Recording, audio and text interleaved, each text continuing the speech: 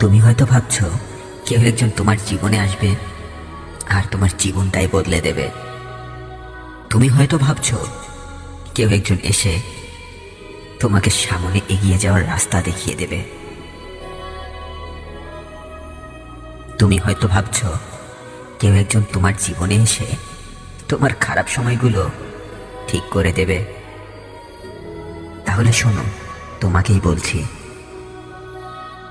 তুমি যতক্ষণ নিজের জীবন বদলানোর জন্য চেষ্টা করবে না, তোমার জীবন অন্য কেউ তো দূরের কথা, তোমার সৃষ্টিকর্তাও বদলাবেন না। তুমি যতক্ষণ হাঁটতে শুরু করবে না, ততক্ষণ এগিয়ে যাওয়ার রাস্তাটা তোমার কল্পনাতেই থাকবে, বাস্তবে খুঁজে পাবে না। তোমার খারাপ অভ্যাসগুলোকে তোমার জীবনে কেউ আসার আগেই বদলিয়ে ফেলো, কারণ তোমার খারাপ অভ্যাসগুলো বদলে দেবার জন্য কেউ তোমার জীবনে আসবে না। নিজের খারাপ সময়গুলোকে ভুলে গিয়ে তোমার সাথে কিছুটা ভালো সময় কাটানোর আশায় মানুষ তোমার জীবনে আসবে।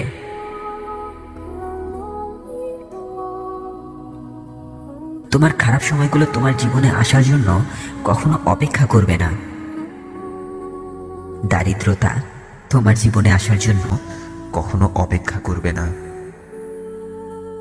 তোমার খারাপ সময়ে তোমাকে কথা শোনানোর সুযোগ পেলে কেউ মুখে তালা দিয়ে অপেক্ষা করবে না। তোমার দুর্বলতা জানার পর তোমার সেই দুর্বলতার জায়গায় আঘাত করতে গিয়েও কেউ অপেক্ষা করবে না। এমনকি কাজ শুরু করার আগেও হেরে যাওয়ার ভয়গুলো তোমার কাছে আসার জন্য অপেক্ষা করবে না। তোমার ভেতরের হতাশাগুলো নিজের কাজ শুরু করার আগেই তুমি তোমার কাজ করতে শুরু করে দাও। আমরা জীবনের সবথেকে বড় ভুলটা কোথায় করি জানো? আমরা 5 বছর পর কি করব সেটা ভেবেই আজ বসে থেকে গল্পগুজব আর আড্ডা দিতে পছন্দ করি, কিন্তু 5 বছর পর নিজেকে সেই অবস্থানে দেখার জন্য আজকের দিনটাকে কাজে লাগাই না। হ্যাঁ, 5 বছর পর নিজেকে সেই উচ্চতায় দেখার জন্য আজকের দিনটাকে কাজে লাগাই না। কখনো পেছনে ফেলে আসা গল্পগুলো ভেবে নিজের সময় অপচয় করবেন না। যতটুকু ক্ষতি হবার তা তো হয়েই গেছে, যতটুকু হারাবার তা তো হারিয়েই গেছে। পেছনের ভুলগুলো থেকে শিক্ষা নিয়ে সামনের দিনগুলো নিয়ে ভাবুন। আজ আপনি নিজেকে নিয়ে না ভাবলে কাল আপনাকে নিয়ে কেউ ভাববে না। আজ আপনি নিজেকে সময় না দিলে কাল আপনাকে কেউ সময় দেবে না। মনে রাখবেন, সময় এবং নদীর স্রোত একবার চলে গেলে আর ফিরে আসে না। সময় ফিরে আসলেও সময়গুলোকে কাজে না লাগানোর আফসোস আপনার কাছেই থেকে যাবে।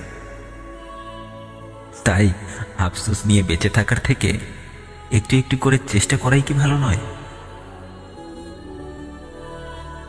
আজ আপনার শরীরে 10 কিলোমিটার হাঁটার শক্তি আছে, কাল কিন্তু 10 কিলোমিটার হাঁটার শক্তি থাকবে না। আজ আপনার মাঝে যতটুকু উদ্যম এবং ইচ্ছে শক্তি আছে, কাল এই ইচ্ছে শক্তি থাকবে না। তাই কিছু যদি করতেই হয় আজ করুন, আগামীকালের অপেক্ষা করবেন না। আগামীকালের আশায় থাকলে আপনার দুশ্চিন্তা কখনো কমবে না। একটি বিষয় জানেন কি? জীবনে কষ্ট আসবেই, তাই নিজেকে উন্নত করার জন্য কষ্ট করুন, নয়তো অন্য কেউ এসে আপনাকে কষ্ট দিয়ে যাবে। কোনো কাজে হাল ছেড়ে দেওয়ার আগে ভাবুন সেই কাজটি আপনি কেন করতে চেয়েছিলেন। হাল ছেড়ে দেওয়ার আগে ভাবুন কাজটি করার জন্য আপনি এতদিন এতটা কষ্ট কেন করেছিলেন। হাল ছেড়ে দেওয়ার আগে ভাবুন কাজটি কেন শুরু করেছিলেন। হাল ছেড়ে দেওয়ার আগে ভাবুন আপনার ব্যর্থতায় সব থেকে বেশি কারা খুশি হবে। একটি কথা মনে রাখবেন, জীবনের সব থেকে সুন্দর মুহূর্তগুলো অর্জন করতে হলে সব থেকে খারাপ সময়গুলোতে একা চলতে হয়। খারাপ সময়গুলোতে কেউ পাশে থাকে না কেন জানেন? কারণ কেউ খারাপ জিনিসের ভাগ নিতে চায় না, সবাই ভালো জিনিসগুলোর ভাগ নিতে চায়। জীবনের প্রতিটি কদম খুব শক্ত করে ফেলুন, কারণ পেছন থেকে কথা বলা মানুষগুলোই পেছন থেকে আঘাত করে।